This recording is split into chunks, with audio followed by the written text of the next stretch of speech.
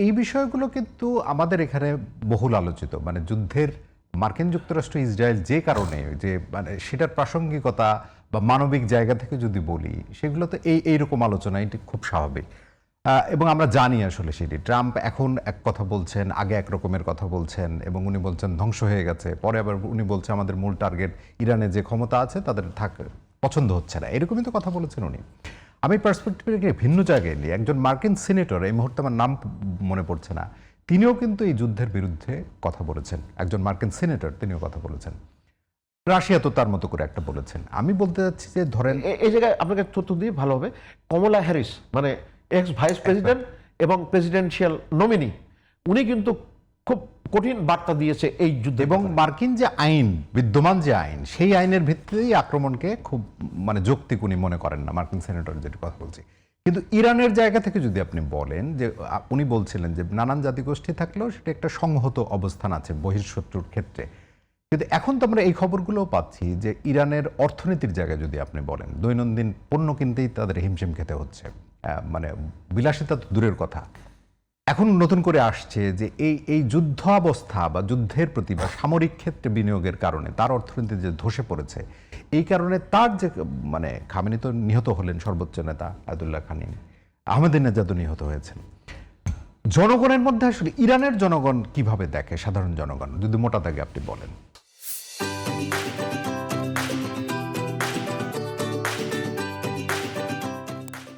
ধন্যবাদ। একবার এক বাঘ একটা ছাগল খাবে, এখন ছাগল জিজ্ঞেস করলো আমার কি দোষ? তো বাঘ বললো যে তুই পানি ঘোলা করেছিস।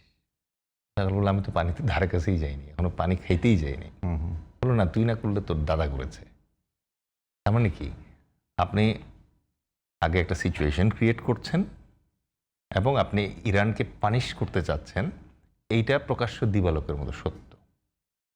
এবং তারই পরিপ্রেক্ষিতে আমরা দেখলাম যে অপারেশন এপিক ফিউরি, যেখানে আপনি আমেরিকা এবং ইসরায়েলকে সমর ইতিহাসে দ্বিতীয়বারের মতো ইরানের উপরে যৌথভাবে আক্রমণ করতে দেখলাম আমরা। এবং ইন্টারেস্টিং ব্যাপার যেটা, সেটা হচ্ছে ইসরায়েল এবং আমেরিকা দুইটাই কিন্তু পারমাণবিক শক্তিধর দেশ। ইরান পারমাণবিক শক্তিধর দেশ নয়। তাহলে দুইটা পারমাণবিক শক্তিধর দেশ যখন যৌথভাবে একটা পারমাণবিক শক্তিহীন দেশের বিরুদ্ধে যুদ্ধ করে, তখন ওই যুদ্ধের রেজাল্ট সবাই জানে। এবং সবাই জানে বলেই ইরান ভিন্ন পদ্ধতিতে এই যুদ্ধটা লড়ার চেষ্টা করছে। এই গত বছরেই কিন্তু 12 দিন ইরানের উপর আক্রমণ চালিয়েছে, এবং 12 দিন আক্রান্ত হওয়ার পর, বিধ্বস্ত হওয়ার পর, ইরান আবার ওই রিটালিয়েটারি কিছু বোমাবর্ষণ করে ওই 12 দিনের যুদ্ধ খতম হয়েছিল। এখন ওই যে একটা প্রশ্ন আছে না, যে হোয়াট উইমেন ওয়ান্ট, একই রকম ভাবে এখন বিশ্বজুড়ে প্রশ্ন, হোয়াট ট্রাম্প ওয়ান্টস।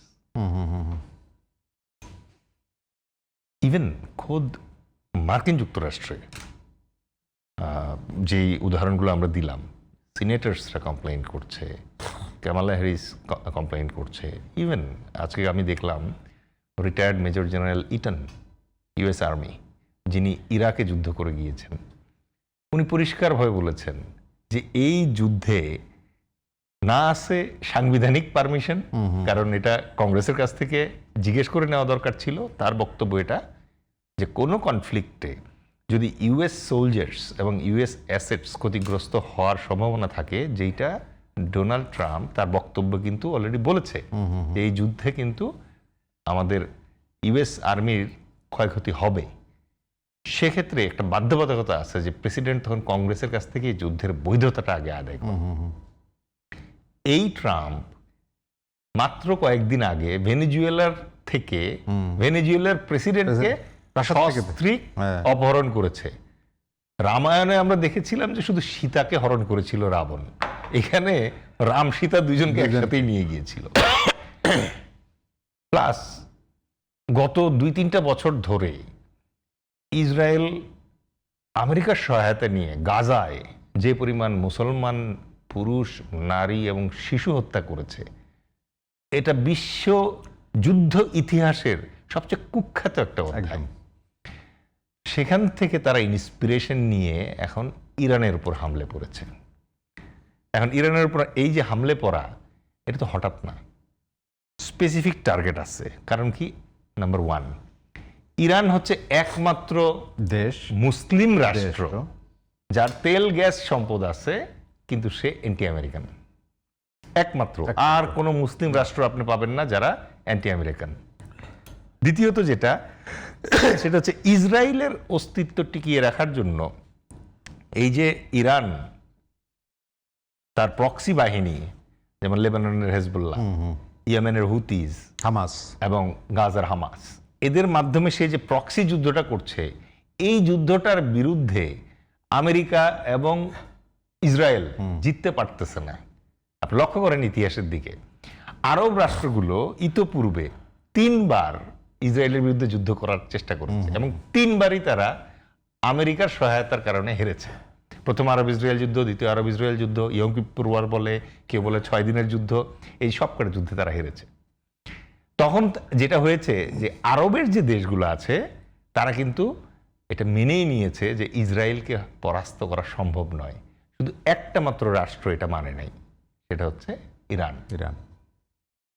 এখন এখন ইরানের ভেতরকার পরিস্থিতিটা যদি আপনি বলেন, যে এবার এই প্রেক্ষিতে আমি যেটা বললাম, যে এই প্রেক্ষিতে এসে এখন যেটা হলো, ভেতরের পরিস্থিতিটাতে যাওয়ার একটু আমি সময় নিচ্ছি এই জায়গাটা, এই কারণে যে তাহলে তাদের মনস্তত্ত্বটা বোঝা যাবে। এবার টার্গেটটা কি ছিল? নিউক্লিয়ার স্থাপনা ধ্বংস করা তো আসলে আমেরিকার টার্গেট ছিল না। আমাদের দর্শকরা অনেকেই জানেন, তারপরেও বলি, মোসাদ্দেক সরকারকে যখন সিআইএর সহায়তায় পতন ঘটানো হলো আমেরিকার মাধ্যমে, তখন আমেরিকার একটা ফ্রেন্ডলি সরকার ওখানে স্থাপন করা হলো, যেটা শাহরেজা পেহলেভির আন্ডারে। এখন শাহরেজা পেহলেভিকে আমেরিকা তখন বলল যে তোমাকে আমি নিউক্লিয়ার টেকনোলজি দিব, এবং আমেরিকাই কিন্তু ইরানকে এই নিউক্লিয়ার প্রোগ্রামটা তখন দিয়েছিল। আজকে এসে আমেরিকা বলছে যে এইটা করা যাবে না। এই একই আইন পাকিস্তানের ক্ষেত্রে প্রযোজ্য হয় নাই, এই একই আইন ভারতের ক্ষেত্রে প্রযোজ্য হয় নাই, এই একই আইন কিন্তু ইসরায়েলের ক্ষেত্রে প্রযোজ্য হয় নাই। এই 3টা রাষ্ট্রই কিন্তু পারমাণবিক সক্ষমতা অর্জন করেছে এদের নাকের ডগায় বসে। ইরানকেও আমেরিকা দিতে চাচ্ছিল, এখন চায় না, কারণ এখন পরিস্থিতি চেঞ্জ হয়েছে। এই চেঞ্জটাই হচ্ছে এখনকার ইরানের মনস্তত্ত্ব বোঝার জন্য খুব জরুরি। আমেরিকা যখন টের পেল যে না, ইরানকে আর সমৃদ্ধ হতে দেওয়া যাবে না ইউরেনিয়ামে, তখন থেকে সে এটাকে অজুহাত দেখিয়ে, যেমন এর আগের যে 12 দিনের যুদ্ধ হলো, তখন কিন্তু ট্রাম্প বলল আলোচনা চলছে বলছে ট্রাম্প, মাঝখান দিয়ে যুদ্ধ শুরু হয়ে গেল।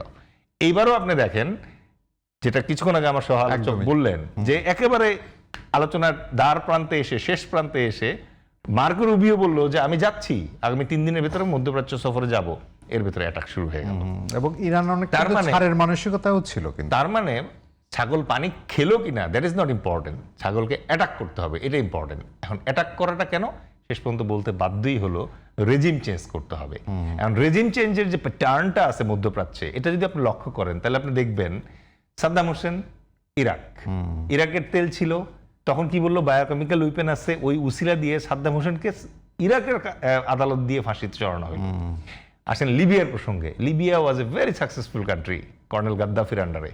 ওই দেশে শিক্ষা ফ্রি ছিল, চিকিৎসা ফ্রি ছিল, এমনকি প্রত্যেক নবদম্পতিকে রাষ্ট্রের পক্ষ থেকে একটা করে ফ্ল্যাট উপহার দেওয়া হতো হানিমুন পিরিয়ডে। সেই গাদ্দাফির লিবিয়া তারা ধ্বংস করে দিয়েছে, এবং সাদ্দামকে তারা ধ্বংস করে দিয়েছে। একটা কমন কারণ আছে, কি কারণ জানেন? গাদ্দাফি এবং সাদ্দাম এই দুইজন বলছিল যে আমরা ডলারে তেল বেচবো না, এই কারণে শেষ। ইরান স্যাংশনের কারণে ডলারে তেল বিক্রি করতে পারে না। ইরানের যে সেই পারস্য সাম্রাজ্যের যে অভিজ্ঞতা আছে, তার সাথে যদি সে ডলারে তেল বিক্রি করতে পারত, আর তার টেকনোলজিক্যাল যে হাঙ্গার, এই 3টা যদি একত্রিত হয়, তাহলে ইসরায়েল ধ্বংস হয়ে যেত। এইটা থামানোর জন্য ইরানকে শেষ করে দেওয়াটা জরুরি। এখন এই মুহূর্তে ইরানের মানুষের মনস্তত্ত্ব বুঝতে হলে আরো 2টা জিনিস মাথায় আনতে হবে। ছোট করে বলবেন আমরা। রাইট, তাহলে আমি মানে একটু আমাকে 2 মিনিট সময় দেন। নাম্বার 1, আপনাকে বুঝতে হবে এই মুহূর্তে ইরান একলা যুদ্ধ করছে, এবং ইরানকে একলাই যুদ্ধ করতে হবে, এবং ইরান এভাবেই প্রস্তুতি নিয়েছে। এবং ইরানের যে আয়াতুল্লাহ খামেনি, তিনি সাদ্দাম হোসেন, এদিকে লিবিয়ার মোহাম্মদ গাদ্দাফি, ইজিপ্টের মুরসি এবং সুদানের প্রেসিডেন্ট ওমর আল বশির, এই চারজনের কেস স্টাডি করার পর ইরান যে টেকনিকটা করেছে সেটা হচ্ছে খোমেনিকে মেরে ফেললে যেন ইরান প্রেস না করে, সেই জন্য তারা অল্টারনেটিভ একটা মেথডে আগাইছে। এই মেথডটাতে এসে তারা এটাতে যেতে বাধ্য হয়েছে এই কারণে যে ইরাকের মতো যেন না হয়, সাদ্দাম পড়ে গেলে ইরাক ধ্বংস হয়ে যাবে, এটা যাতে না হয়। এই কারণে আপনি দেখবেন Iran is still fighting, number 1। But Iran বেশি দিন ফাইট করতে পারবে না। কেন পারবে না? নাম্বার 1, রাশা গত 12 দিনের যুদ্ধের পর ইরানের সাথে একটা চুক্তি করেছিল যে ইরানকে কেউ আক্রমণ করলে সে সহায়তা করবে। এখন কিন্তু ইউক্রেন ফ্রন্টের রাশা এতটা কমিটেড যে তার পক্ষে সম্ভব না। চায়না খুব শত বিবৃতির জায়গায় আছে, কিন্তু খুব সংক্ষেপে বলছি, চায়না গত 50 বছরের ইতিহাসে কখনো কোনো রাষ্ট্রের অন্য কোনো রাষ্ট্রের যুদ্ধে নিজের সৈন্য পাঠায় নাই। সে যেটা করবে সেটা হচ্ছে নতুন নতুন টেকনোলজি ইরানের কাছে বিক্রি করবে টেস্ট করার জন্য। তার মানে কি হচ্ছে যে এটা বিশ্বযুদ্ধের রূপ নিবে না। এবার আসি হচ্ছে তার চারপাশে যে রাষ্ট্রগুলো আছে, আপনি দেখেন সৌদি আরবে আমেরিকান ক্যান্টনমেন্ট আছে, বাহরাইনে আছে, ইউএইতে আছে, ইরাকে আছে, লেবাননে আছে, জর্ডানে আছে, যে জায়গাগুলোতে সে এখন মানে ইরান এখন মিসাইল ফেলছে। তার মানে কি হচ্ছে ইরানের পাশে আসলে কোনো আরব রাষ্ট্রই নাই, বরং সৌদি আরব নিন্দা জ্ঞাপন করেছে ওই জায়গায়। এই জায়গাটাতে লাস্ট এসে আমি শেষ করে দিচ্ছি, এই মুহূর্তে ইরানের জনগণ প্রচন্ড রকম বিক্ষুব্ধ এবং সংক্ষুব্ধ অবস্থায় আছে।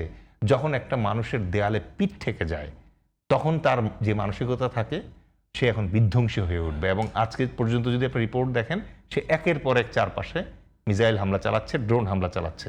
সে হরমুজ বন্ধ করে দিয়েছে, কারণ সে জানে তার মানে ম্যাস পিপলের সেন্টিমেন্টটা এরকম আপনি যেটা বলছেন।